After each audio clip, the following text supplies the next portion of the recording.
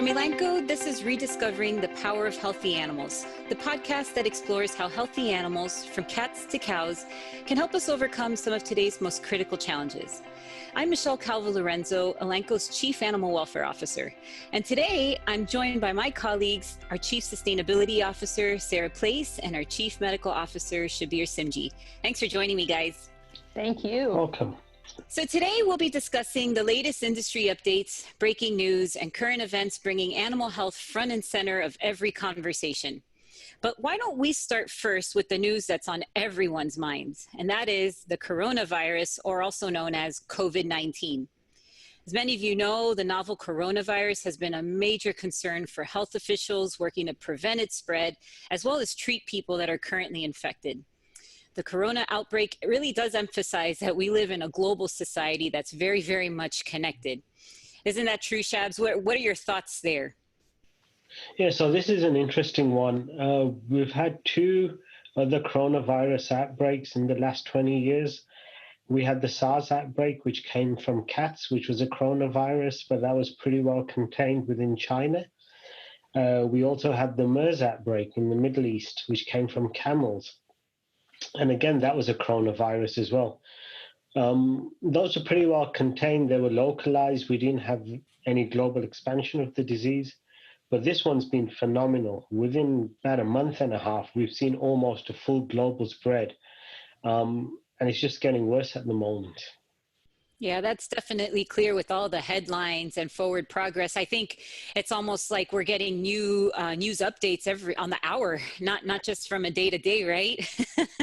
Yeah, and that's the scary part, is the speed that it's progressing with. But it also highlights that we've always got this threat of bacteria, viruses, fungi. So basically, any microorganism jumping across species barriers. So this coronavirus, this particular strain, would have been around in the animal species for years, decades, hundreds of years.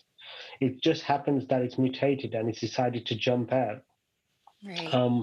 But then it also places a lot of emphasis on hygiene, animal handling, sanitation around live animals, dead animals. But it's also made people, I think, realize how important things as basic as hand washing is. We're doing a lot of training, at least in the UK, in schools now. Kids are being taught how to wash their hands. Again, they should have known how to do it. The fact they need to spend at least 20 seconds washing hands as a minimum. So it's kind of taken us all back to the basics. Absolutely. And it also puts the forefront on prioritizing animal health and how that has a connection with human health, right? No, absolutely. Yeah, absolutely. It does, again, like I say, it does bring to the front the fact that there's a number of diseases in animals that, or, even non-disease causing bacteria and pathogens in the animal that could be commensal organisms in the animal, but could potentially jump and then become pathogenic inside a different host species. And that's what we're seeing here, I guess. So can you speak a little bit to the globalization of how we're seeing all these health issues, particularly with this virus that we're seeing out to play out? So it starts somewhere, but then it all of a sudden becomes a global concern. I mean, can you speak to that? I think one of the biggest learnings that we've had from this novel coronavirus is the fact that typically people with flu-like symptoms are only contagious once they have clinical signs. In this case, what we're starting to notice is that people are asymptomatic for up to 5 to 6 days, but they can still be spreading the virus. So they're still contagious. And I think that's one of the major factors that's led to the rapid spread of the disease. But then there's also the people movement. If we see how much people movement there is, and this shows it very clearly, it's just phenomenal how much people traffic there is globally. And that's definitely not helped. Then it's also the fact that it happened at the wrong time of the year. It was around winter when flu symptoms are the most prominent. We had the Chinese New Year come into it. Mm-hmm. So that didn't help with people movement, not only within China, but foreign Chinese nationals going back home and so on. So I think part of the fact it spread so quickly was also the timing when it occurred. Sure, sure. The timing and yeah, again, the nature of us not showing those symptoms, but still being able to spread them. Absolutely. Absolutely. Hey, Sarah, so you're one of my role models on Twitter, right? Because you're so influential and you've got such a great platform on there. I bet you've been seeing a lot of folks posting messages or thoughts on the coronavirus and, you know, how they're coping with it. Is that right? Are you seeing a lot of responses on Twitter or social media? Yeah, I think we're seeing a lot of it everywhere, right? I mean, as you referenced earlier from our news feeds and the alerts that we're getting, it's kind of taken over the global conversation. And in part that's good because I think it's obviously, you know, talking about awareness and like this is a time to respond. And obviously we ourselves as a company have responded to this outbreak, right? And trying to put in place some of those social distancing measures, which I think are from my understanding, going to be very important, right, in terms of managing now that it's here and it's kind of ubiquitous probably across the population. So, yeah, I think we're seeing a lot of it, and we're seeing a lot of panic buying, right? And I think that's part of the other challenge too. Is how do we respond? I think people have in general been keeping their heads, but you know, there's a lot of uncertainty out there right now, and I think it's pretty logical that people are trying to think about, okay, what's it going to look like in the future if I am quarantined for a couple of weeks? Yeah, that's a great point, Sarah. So Shabs, do you have any tips or thoughts you'd like to leave with the listeners on you know, what are the things they need to be thinking about or doing as they move forward? Yeah, it's basically, it is as simple as regularly washing hands, avoiding hand-to-mouth contact, hand-to-eye contact as well is becoming the big issue. Even staying indoors for as much as possible. I know it's not practical to do all the time, but try and just limit social contact for now. The other thing that we've also been very acutely aware of is that a lot of the elder people, they're the ones that are the most vulnerable at the moment. The only social encounter or the time they get to meet other people is when they meet at the old people's get-togethers and clubs. And it's very important that people do keep an eye on the elderly, especially during this time. You know, we've got elderly neighbors, so we're popping in, just make sure they're okay, helping with their grocery shopping. You know, make sure that there's nothing they need. We've got a lot of elderly people we know that live on their own. Yeah. It's just making sure they've got food, they're comfortable, and they need everything. A lot of these people need medication regularly, so make sure that they've got their medicines up to date and enough to keep them lasting. But it does come back to just, you know, hygiene. And, you know, the other problem is that this is such a new disease. We've not had an outbreak of this nature since the First World War when we had the Spanish flu. So there's such a big learning curve at the moment. It's a disease we've not encountered before. We're not sure how it's lasting. Every day we're learning something new. Now we're learning that people that have tested positive, negative now, they can still be a carrier for up to 35 days. Initially, we were saying 2 meters was about the right distance apart. Now we're thinking it should be 4 meters. There's a train of thought of, should we send kids to school? Should we keep them home? And the UK's taken the decision that for the moment, kids are okay to go to school. Belgium's taken the decision, like most of Europe, not to send kids to school. I think at the moment, it's a massive learning curve. There's just no right or wrong. And you know, everyone's got to learn. Each country's got to learn from each other, and this is a good opportunity for global, you know, helping each other on this. Absolutely. Thanks for all those thoughts, Shabs. I mean, again, the coronavirus has really taken over headlines in unprecedented ways, and it's created so much uncertainty in our day-to-day lives. And I also wanted to mention that this morning, our CEO at Elanco, Jeff Simmons, he shared a really nice tweet this morning, and he put it out there and asked, you know, what will the temporary new normal look like? And really encourage all of us at Elanco and everyone in society who, again, are now becoming physically isolated due to these circumstances of coronavirus to recognize that social loneliness is something that can quickly and easily creep in on our day-to-day. So I think there's a lot of great virtual tools out there for those that are truly physically being isolated, and just really encourage everyone to make sure that they're aware that social loneliness can have a negative impact. If you've listened to any of our previous podcasts, we talked a lot about social isolation, mental illness, anxiety, and all of those different states and how they can have negative impacts on mental and physical health. And so just really encourage folks as we tackle this pandemic globally, that we connect virtually, we check in on one another. As Shab said earlier, go back to the basics, care for the elderly, care for the children, and just make sure to lean in on one another with all the virtual tools that are available. And also, we do talk a lot about companionship with our pets, right? And so if you've got pets at home, this is a great time to really embrace them and let that companionship help you get through this troubling time. So like the coronavirus, the Hollywood awards season has also captured many headlines.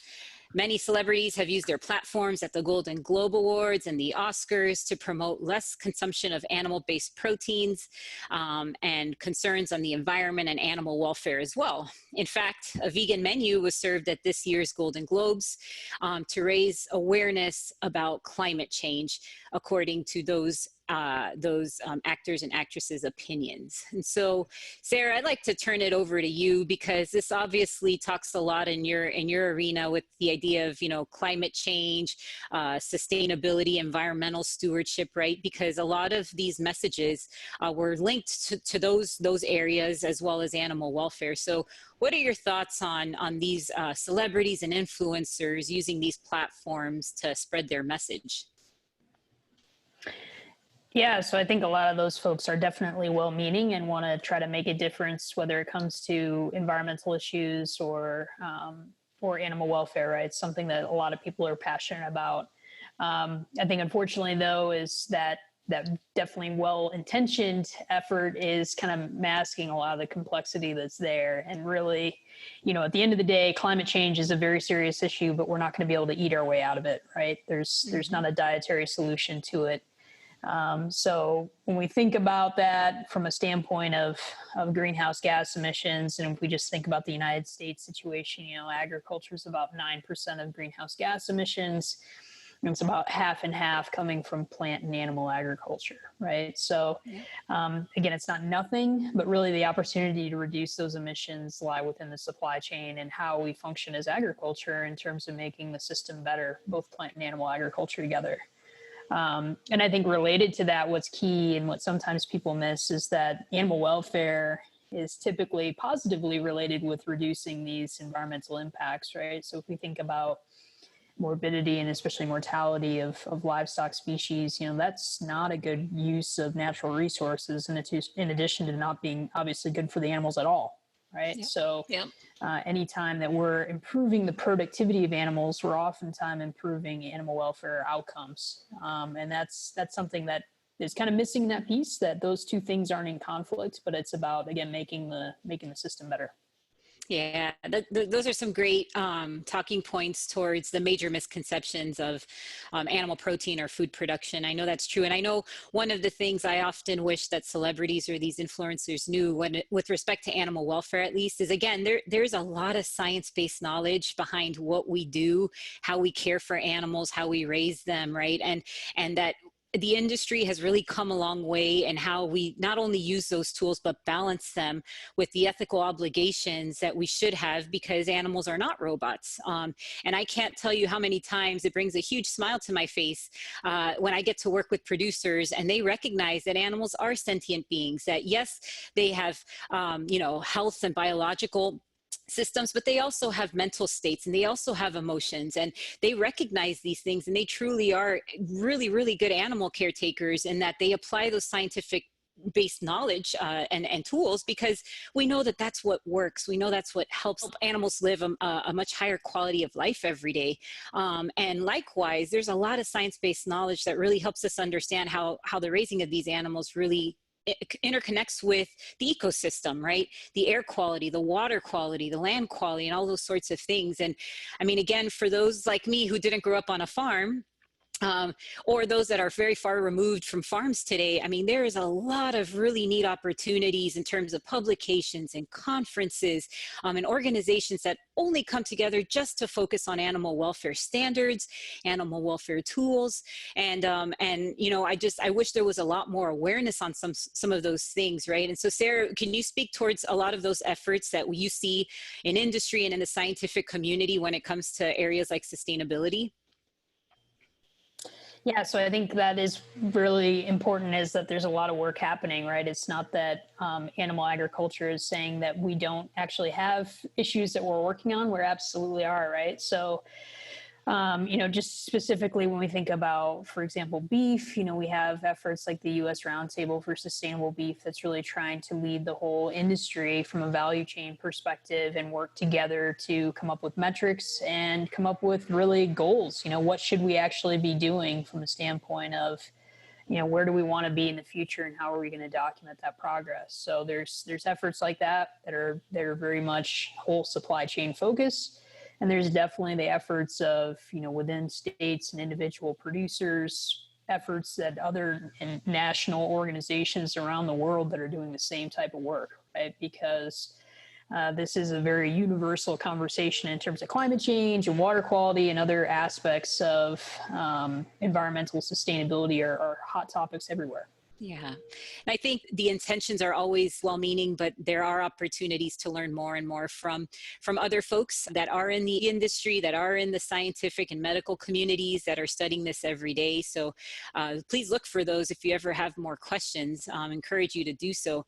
I know it's you know, at the end of the day, when you had a long day at work and then you come home and you turn the TV on hoping to watch these shows and maybe gossip about who's wearing what and who won what award and whatnot. And then boom, it hits you. They start using these messages and it makes you think about these things once again, after you may have seen them all day long in the headlines. It can be troubling, but there are a lot of resources out there to help people inform themselves. And again, learn more about the multiple options that are out there in terms of food production and food opportunities. Hey, Shabs, I'd like to ask you, given that I'm sure there's also been this kind of influence from these influencers or celebrities in the medical community, do you kind of see a similar trend there where, again, certain opinions or certain stories get televised and promoted that drive, I don't know, you know, maybe with the coronavirus, I'm not sure, but is there driving, you know, different aspects of the medical community that that are, again, are driven by these influencers or celebrities that aren't always or sometimes aren't scientifically based? Oh, yeah. And I think this was something that we should have touched on when we talked about the corona thing. It's distinguishing between what's factual and what's not. Right. And I think we see it both on the agriculture side as well. We see a lot of misinformation about how animals are raised, how food animals are, companion animals are kept, and so on.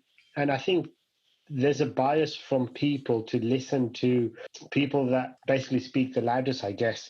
People aren't into double checking facts anymore. They will take whatever they're told, especially on social media, as being the truth. And we've seen exactly the same thing happen right now with the corona outbreak. Just the simplest thing that people say, drink water every 15 minutes and you're going to be fine. There's absolutely no truth to that. It's not going to stop you from getting corona. Across Asia, they're saying rub garlic under your nose and so on. You know, that's all. Wow. But there's no scientific basis to it. But just because certain people have said it, people start following it, and that's very, very troublesome. That we're almost at a point where they'll take what they listen to without wanting to check facts. Especially during times where there's a pandemic outbreak. Just got to really make sure to focus on the facts and be scientifically based. Yeah, absolutely.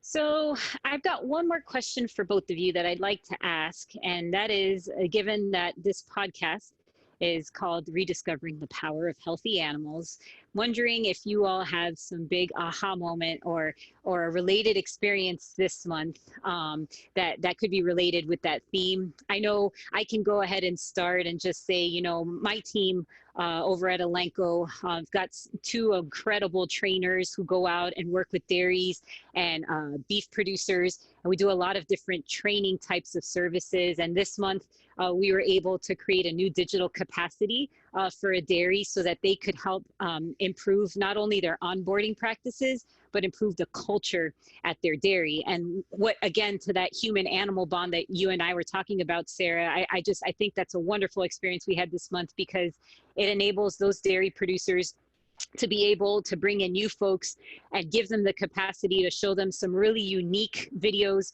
that help instill what the culture is at that farm. And that really sets the bar for what the expectations are in terms of things like taking care of cows and providing milk for the world, and honing in on that culture so that not only those animals and that dairy farm can sustain long term, but so that those people are empowered and they themselves see long-term opportunities working within that area. And so thought that was a really neat experience I was able to have this month, relative to, again, working with animals and connecting that human animal bond and interaction, which I think is a win-win. So what about you, Shabs? Do you have an experience you can share for this month? I spent a good part of this month doing the rounds in the local schools, and there's been a lot of fear actually among small kids about the whole coronavirus and what's going to happen next. So just trying to put their mind at ease around it. But what was interesting was a lot of kids, and these were 12 and 13-year-olds, were asking the question about if we can get a virus from presumably exotic animals, what's the chances? And so they were connecting the dots to food animal as traditional food animals and saying, what's the chances of us getting a similar virus outbreak from chicken or cattle or swine? And then the concern was, is it safe to eat sushi? Oh, wow. And all those things I thought were just amazing. I mean, kids that age were thinking about that, and that opens up a whole area that we need to at some point address. But it's been an interesting month so far. Yeah, well, thank you for all that you do, because I can't imagine 12 and 13-year-olds worrying about what to eat, right? We as adults do that all the time. Yeah. So that's very heartbreaking to hear, but thank you for doing that and instilling a little bit more confidence in them. Hopefully. Hey, Sarah, what's your experience this month? Yeah, I think it's kind of related to what we were talking about this dichotomy between, you know, how people want to change how they're eating to make an impact. And I had a recent experience being at a university in a more urban environment and just seeing young people that really care, right? They really want to make a difference. And so even though they're cash strapped, right, they're looking at how can I spend my money the right way to get the best environmental outcomes. And I have kind of mixed feelings about that, right? Because at the end of the day, I hope people, when they're making food choices, it's like, please take care of yourself first, right? That's the most important thing. But we have a lot of young people, which I think is good. They have a lot of compassion. They want to do things. And so I think it was good to be there and to hopefully open their eyes to, as we discussed earlier, all the things that the industry is doing, working on developing outcome-based metrics that our producers of all livestock species can actually measure and document and transparently show those folks that are consumers that, you know, please don't deprive yourself of essential nutrition, right? That's not the answer here, but here's how we're actually addressing this issue.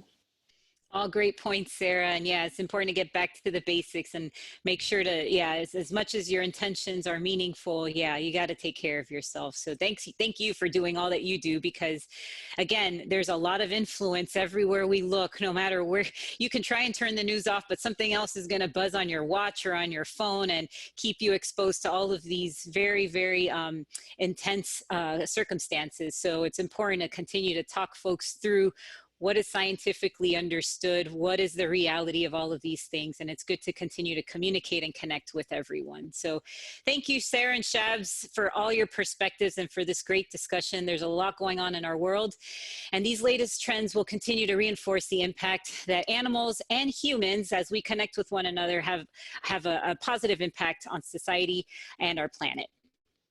Thank you all for tuning in. We hope you all found this conversation helpful and insightful. For more insight on our work, follow us on LinkedIn or on Twitter. On Twitter, you can find Sara at Dr. S. Place. For Shabs, you can find him at Shabbir Simjee. And for me, you can find me at Michelle C. Low 17.